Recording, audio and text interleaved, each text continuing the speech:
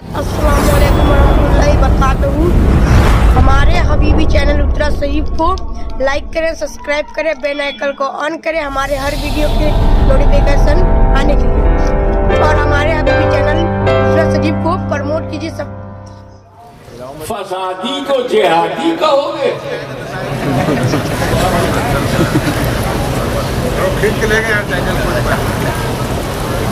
जिहाद कोई शब्द नहीं है, टर्मिनोलॉजी है।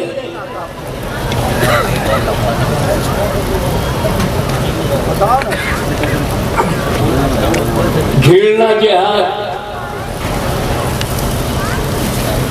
हेट जिहाद जब नहीं होता तो लव जिहाद कहां से होगा? जिहाद कहते हैं जद्दोजहद को, कोशिश को। हर कोशिश जिहाद है। अरे हम IAS हुए, IPS हुए, जिंदगी में बहुत जिहाद किया तब बने। कोशिश, परिश्रम। लेकिन जब बुराई से लड़ो, बुराई से, तब वो जिहाद है। बुराई से। अब बुराई की जगह दो है, दो ही जगह बुराई है। मैं आपको ओरिजिनल इस्लाम बता रहा हूं। बुराई की दो ही जगह, एक तो समाज में बुराई है और दूसरे आपके अंदर बुराई है। जो समाज में बुराई है उसको दूर करना आपकी ड्यूटी नहीं है, हुकूमत की ड्यूटी है कि समाज से बुराई को दूर करे। खिलाफत राशिदा की ड्यूटी है कि बुराई को दूर करे। समाज के अंदर जो बुराई है वो हुकूमत का, इस्लाम में ये हक केवल हुकूमत को है कि समाज के अंदर की बुराई को दूर करे। ये सर धीरे अरबों को, तालिबानियों को, दहशत गर्दों को किसने ये अधिकार दिया है? लेकिन एक मौके पर मेरे नबी ने कहा, अच्छा छोटा जिहाद हो गया, समाज की बुराई दूर करने वाला जिहाद छोटा है, चलो बड़ा जिहाद करें। तो साथियों ने कहा, या रसूल अल्लाह, हम तो इसी को बड़ा जिहाद समझ रहे थे कि समाज से बुराई को दूर करना बड़ा जिहाद है। आप कह रहे हैं छोटा जिहाद कर चुके, बड़ा जिहाद करो। क्या बड़ा जिहाद? का अपने अंदर की बुराई से लड़ना सबसे बड़ा जिहाद है। इसका लब से क्या लेना देना? ये तो कर्तव्य से जुड़ा हुआ है।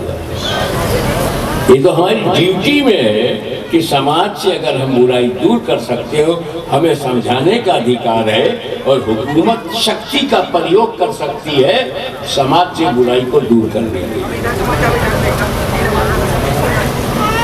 अपने अंदर की बुराई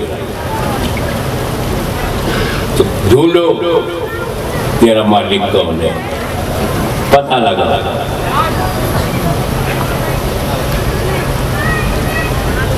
तो आपके नबी ने क्या कहा? मन अरफा नफ्सहू फकद अरफा रब्बहू। जिसने खुद को पहचान लिया उसने खुदा को पहचाना। जिसको संत कबीर ने क्या कहा? कस्तूरी कुंडल बसे मिर्ग ढूंढे मनमा, ऐसन घटमा पीऊ है दुनिया जाने ना। कस्तूरी तेरे अंदर है, नाभि में है, और जंगल में ढूंढे।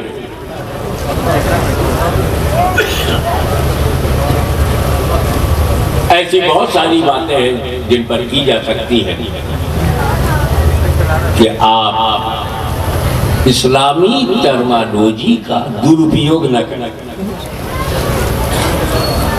इस वक्त मैं जो बोल रहा हूं मेरी राय है, मेरा विचार है, यही तो समझ रहे हो ना? कोई साहब समझ रहे हैं कि मैं फतवा दे रहा हूं? राय देना फतवा नहीं है, ओपिनियन बताना फतवा नहीं है। कुरान और हदीस की रोशनी में क्या हलाल है, क्या हराम है, क्या हुक्म है, ये बताना फतवा है। ये टर्मिनोलॉजी है जो सिर्फ शरीयत से है।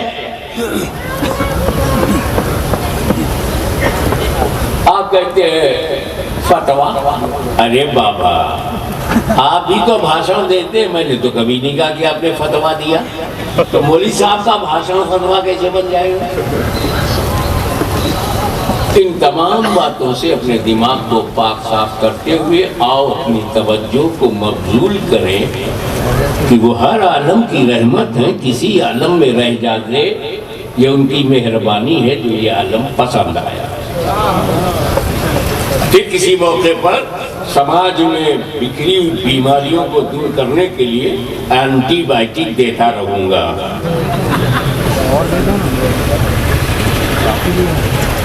इसमें एक लफ्ज है भेजा।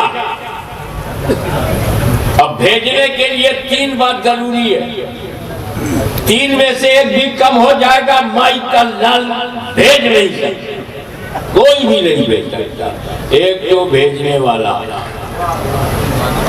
भेजने वाला नहीं तो कौन भेजेगा? तीसरा आने वाला, आने वाला, आने वाला कोई नहीं, क्या भेजेगा? तीसरा पाने वाला, पाने वाला नहीं तो कहां भेजोगे? जब इंसान किया है रब ने, रहमतुल्लिल आलमीन बना करके मैंने तुम्हें भेजा है, तो भेजने के लिए भी 3 जरूरी और तीनों है। भेजने वाला अल्लाह, आने वाले रसूलुल्लाह, बंदों की तरफ। दूसरे शब्दों में यूं भी कह सकते हो कि खुदाए बुजुर्ग बर्तन ने नीचे वालों के पथ प्रदर्शन के लिए बीच वाला भेजा, बीच वाला भेजा। ए रसूल, आप बीच की कड़ी क्यों है? क्योंकि जो बीच में होता है उसकी क्वालिटी ये है, एक ही समय में, ये बीच वाली उंगली को देखो, एक ही समय में ऊपर वाली से भी ताल्लुक है, नीचे वाली से भी ताल्लुक। जो बीच में होता है ऊपर वाले से भी ताल्लुक है, नीचे वालों से भी। ए रसूल, तुम बीच की कड़ी इसलिए बनाए गए हो कि एक ही समय में तुम्हारा ताल्लुक खुदा से भी हो और बंदों से भी। खुदा से लो, बंदों को दो, खुदा से लेते रहो, बंदों को देते रहो। खुदा से कुरान लो, बंदों को कुरान दो। खुदा से शरीयत लो, बंदों को शरीयत दो। खुदा से तरीकत लो, बंदों को तरीकत दो। खुदा से हलाल व हराम लो, बंदों को हलाल व हराम दो। खुदा से अहकाम लो, बंदों को अहकाम लो। खुदा से नमाज लो, बंदों को नमाज दो। खुदा से रोजा लो, बंदों को रोजा लो। खुदा से फर्जियत ज़कात लो, बंदों को फर्जियत ज़कात दो। ए मुस्तफा, तुमको जो चाहिए वो खुदा से लेते रहो, और मेरे बंदों तुम्हें जो चाहिए वो मुस्तफा से लेते रहो। और जो बीच में होता है उसकी एक क्वालिटी और है, ना ऊपर के बराबर होता है ना नीचे के बराबर।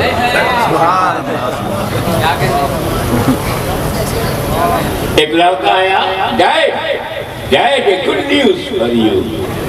क्या है? आई डाइड। पहले मैंने अंग्रेजी जब सीख रहा था तो पिताजी को डैडी कहते, daddy.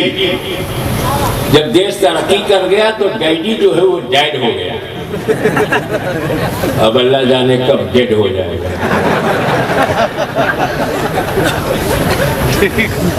Dad, a good news for you.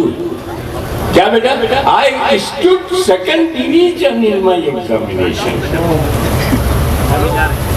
एक हिंदी का विद्यार्थी था, बोला पिताजी पिताजी, मैं अपनी परीक्षा में 2वीं श्रेणी में उत्तीर्ण हुआ। एक हमारे घर का जनरल बच्चा था, अब्बा हम सेकंड डिवीजन पास हो गए। ये सेकंड डिवीजन फर्स्ट डिवीजन के बराबर है, सेकंड डिवीजन थर्ड डिवीजन के बराबर है। बीच वाला डिवीजन न ऊपर के बराबर न नीचे। ए रसूल, आप खुदा बंदे के दरमियान की कड़ी है, न खुदा के बराबर समझा जाएगा न बंदों के बराबर। जो खुदा के बराबर समझेगा वो गाली, जो बंदों के बराबर समझेगा वो बागी। ये सुन्नियों का मुकद्दर है, न हम गालियों में है न बागियों में। ये जो बीच में होता है उसकी क्वालिटी और है। ये बीच वाली उंगली ऊपर वाली से डायरेक्ट मिल सकती है, मिला के देख, डायरेक्ट, किसी संतरी मंत्री की जरूरत नहीं, डायरेक्ट, खटाखट, फटाफट, छटाछट।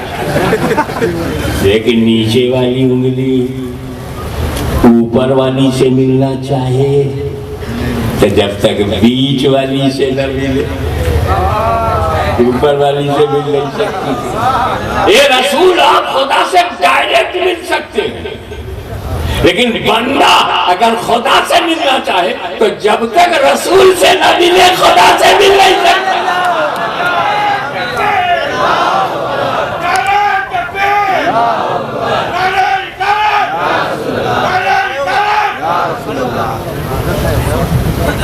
एक ऐसी मिसाल दूं कि हिमालय तो हिल सकता है पर मिसाल तो कोई हिला नहीं सकता। उस वक्त वो ईमान की हालत में नहीं थे। पहचानना मैं किसको बोल रहा हूँ, ईमान की हालत में नहीं थे, काबा की तरफ पीट करके बैठे थे। एक चुगलखोर आया। ये चुगलखोर भी अजीब चीज है। मेरे पास आते हैं, बोलते हजरत मुफ्ती साहब आपको ये कह रहे थे, ऐसा कह रहे थे, ऐसा कह रहे थे। तो मुफ्ती साहब के पास गया तो बोला हाशमी मियां आपको ऐसा कह रहे थे, ऐसा। उधर वो अस्तगफिरुल्लाह पढ़ रही, इधर मैं अस्तगफिरुल्लाह पढ़ रहा हूँ, डरा के चला गया। अरे बाबा चुगली क्यों खाते हो? भाई भाई को लड़ाओगे, बाप बेटे को लड़ाओगे, दो सुन्नी आलिमों को लड़ाओगे? चुगलखोरो, कोशिश करके देख लिया कि चौचा को बरेली से, बरेली को किचौचा से अलग कर पाए? चुगली क्यों खाता है? बोले चुगली खाने से गैस्ट्रिक प्रॉब्लम नहीं होता, पेट में दर्द नहीं होता, 1000 चुगली खा जाओ। तो मैंने कहा भैया अगर पेट ही का ख्याल है तो चुगली मत खाओ, जूता खाओ, इसमें भी पेट में दर्द नहीं होगा, गैस्ट्रिक प्रॉब्लम नहीं होगा। अब अगर कोई कोरबा में कहे 40वां मत करियो, लड़ना मत, समझ जाना ये पहली बोली नहीं है। 40वां नहीं होने दूंगा, किसी और ने भी कहा था। अच्छा, जब हज़रत उमर ने 40वां नहीं होने दूंगा कहा था, किस हालत में थे? कुफ्र की हालत। 40वां नहीं होने दूंगा, किस हालत में बोले? जब अगर कोई बोलेगा 40वां नहीं होने दूंगा, तब समझ जाइए किस हालत में।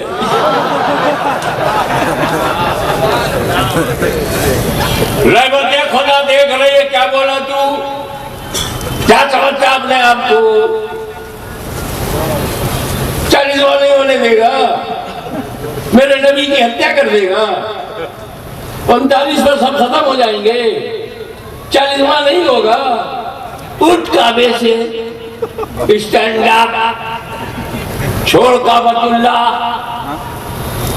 चल गले रसूलुल्लाह। अल्लाह ने काबे से उठाया, रसूल तक पहुंचाया, रसूल ने दरवाजा खोला, निगाहे रसूल निगाहे उमर से, निगाहे उमर निगाहे रसूल से टकराती है। दामने उमर को हिला कर रसूल पूछते क्या तेरे ईमान लाने का टाइम नहीं आया? कदमे नाज़े मुस्तफा पर जमीन अतीकत मोहब्बत झुका कर कहा तो ये कहा अशहदु अल्ला इलाहा इल्लल्लाह व अशहदु अन्ना मुहम्मदन अब्दुहु व रसूलुहु।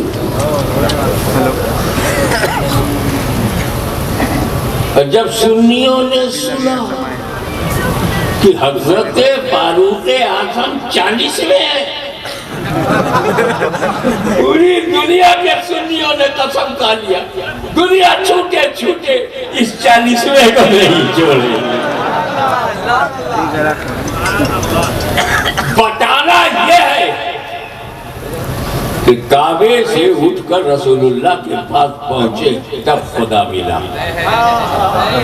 मैंने फारूक आजम से अदब से बाजुबाने हाल अर्ज किया, सरकार अब तो बता दो अल्लाह मिला कब, आपको अल्लाह मिला कब? तो पूरा वाकया जुबाने हाल से बोलता है, काबे में मैंने कब्जा किया, खुदा नहीं मिला। मुताब पे कब्जा, खुदा नहीं मिला। सफा मरवा पे कब्जा, खुदा नहीं मिला। काबे के इंतजाम पे कब्जा, खुदा नहीं मिला। कुंजी जनाबे अबू तालिब के हाथ में थी, धमक मेरी थी, खुदा नहीं मिला। हजरत असवद को तुम चूमते हो, मैं तो चाट गया, खुदा नहीं मिला। मकामे इब्राहिम पे रहा मगर खुदा नहीं मिला। कब्जा कर लिया था काबे पर मगर खुदा नहीं मिला। अब तवज्जो, हजरत उमर ने राज खोल दिया, भेद खुल गया कि काबे पे कब्जा करने से खुदा नहीं मिलता। तवज्जो चाहूंगा, काबे पे कब्जा करने से खुदा नहीं मिलता, दामने मुस्तफा मिल जाए तो खुदा मिलता।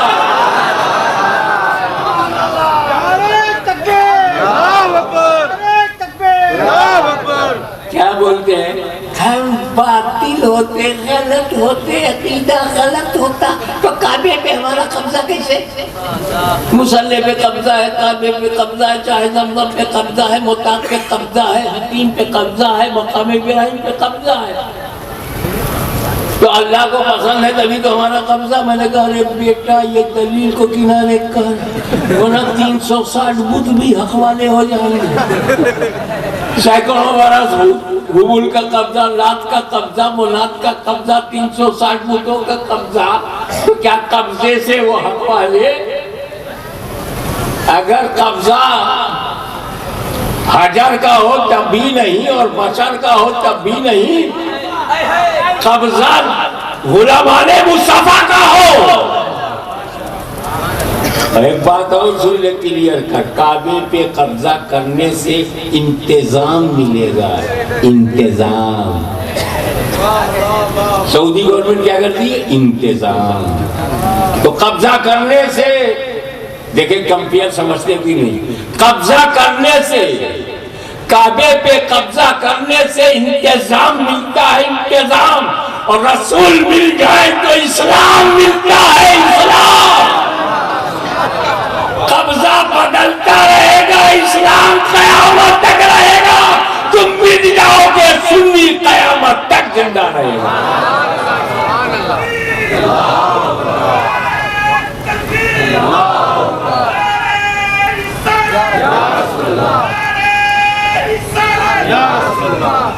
रहमत आलम कॉन्फ्रेंस जिंदाबाद। अरे ये रसूल का करम ही तो है। हमने कहा अल्लाह वाले हैं, बाबा सैयद एहसान अली अल्लाह वाले हैं, ताजुल औलिया अल्लाह वाले हैं, और ख्वाजा अल्लाह वाले हैं। छत्तीसगढ़ में बहुत अल्लाह वाले हैं। मैंने चुनता क्यों? शिर्क है। गैरुल्लाह को चूमना शिर्क, गैरुल्लाह को चूमना शिर्क। ये तो जो हाजी साहब पढ़े लिखे हैं, कुछ वो उनका उच्चारण शुद्ध है। गैरुल्लाह को चूमना शिर्क। ये जो 40 दिन में मौलवी बन जाते हैं, गैरुल्लाह को चूमना शिर्क है। भाषा भी सही नहीं। गैरुल्लाह, गैर नहीं, गैरुल्लाह को चूमना शिर्क है। तो हमारे यूपी में गोंडा का था, क्या बोला तू? गैरुल्लाह को चूमना शिर्क है। तेरे शिर्क को अपने मुंह से सुरुक ले।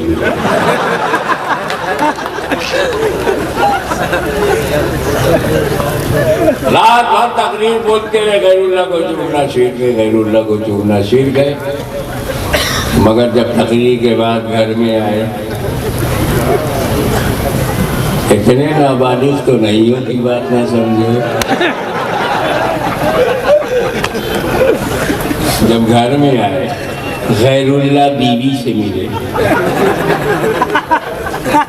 मैं वो नहीं कहूंगा जो तुम्हारे दिमाग में है।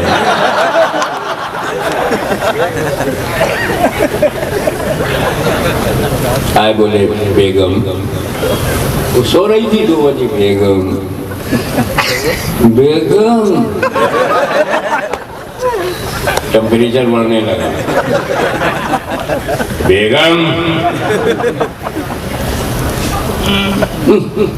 सोने दे। बाहर हजरत, अंदर सोने दे।